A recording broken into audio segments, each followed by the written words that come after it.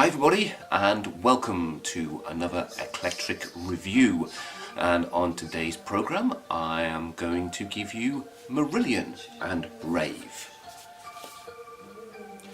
Now, Marillion are one of my favourite bands of all time. They've produced some fantastic albums over the years. Brave, one of the best. Not quite in my top 10 of all time albums. I think it's in my top 20. Misplaced Childhood is my favourite ever Marillion album. Brave is my number 2. This one features Steve Hogarth as the vocalist. Misplaced Childhood featured Fish. Now, why am I talking about Brave? This came out in like early 90s, I think. I want to remember off the top of my head, because that's how I do things. No research, I just throw myself in, because I've owned this album for many years on cassette. So this is the reason why I bought this little box set here, remastered by Steve Wilson. Yeah, I don't tend to go into depth about things. If you want a review that gives you history, lots of detail, and lots of this, that and the other, then that's something else. Me, I just go with the visceral feelings of an album and what I think about what I've got in my hands. And the reason I bought this one is because originally I had it on cassette, and cassette's alright, you know, put it in, listen to the whole thing all the way through, but I do like to dip in sometimes.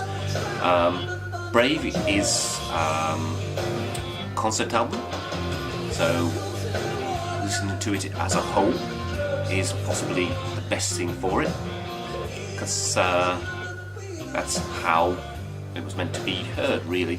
But it has got enough songs on there that you can just dip in and out if you feel like it, because that's how you want to hear music these days. That's how I want to hear music. I want to hear my favourite things. Sometimes I want to listen to a whole album. A lot of the times I just want to hear 1 or 2 tracks, and then listen to something else. I'm quite eclectic in that. Now, onto the contents of this box set. Basically, if you're a completist, you've probably already got it, or you're planning on getting it. If you're not, and you already own this album in CD or album format, if it's one of the more recent remastered versions before this one came out, then I would say don't bother with this. It's not really necessary. But if you haven't got a recent version,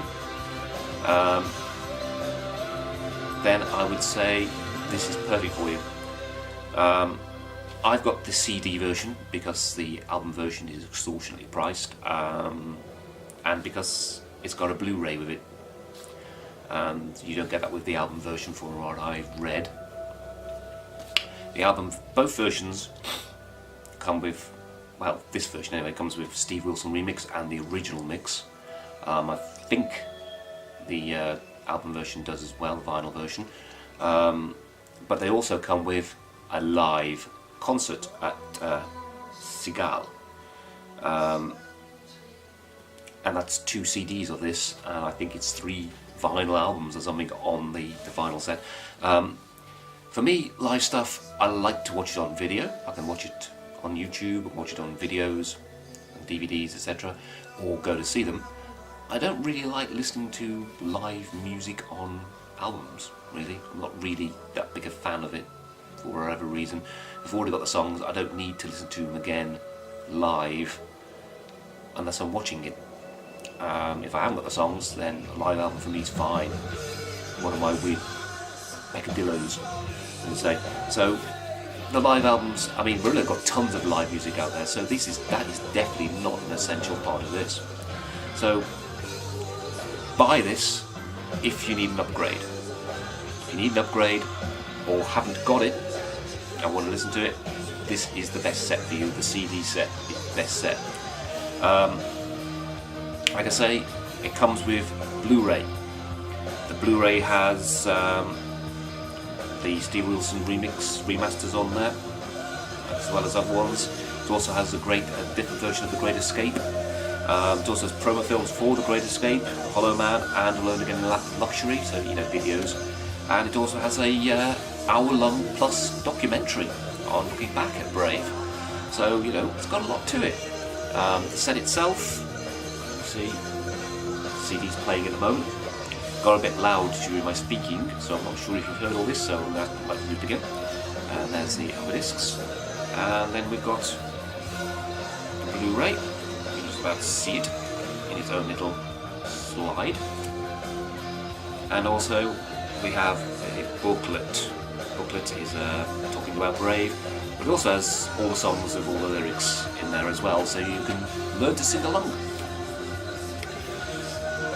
Basically, as to the music, you can hear it in the background.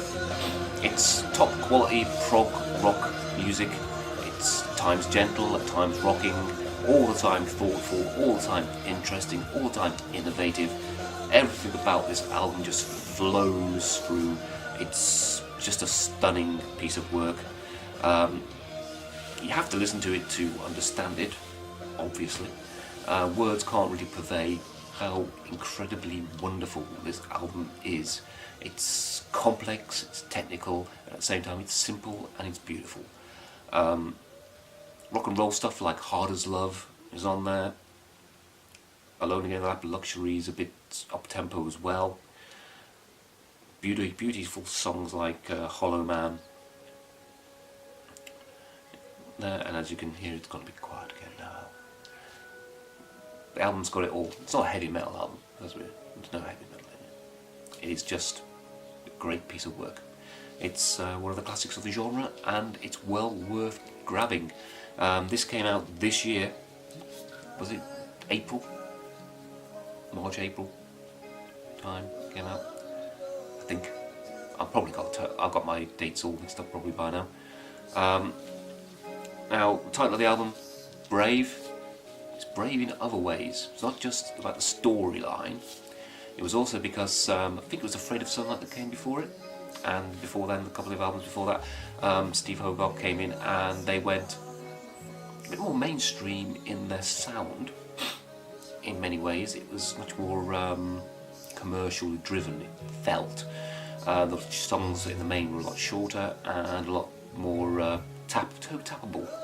Right? It wasn't pop in any stretch of the imagination. It's just they became less dense in their sound, I think, for a while.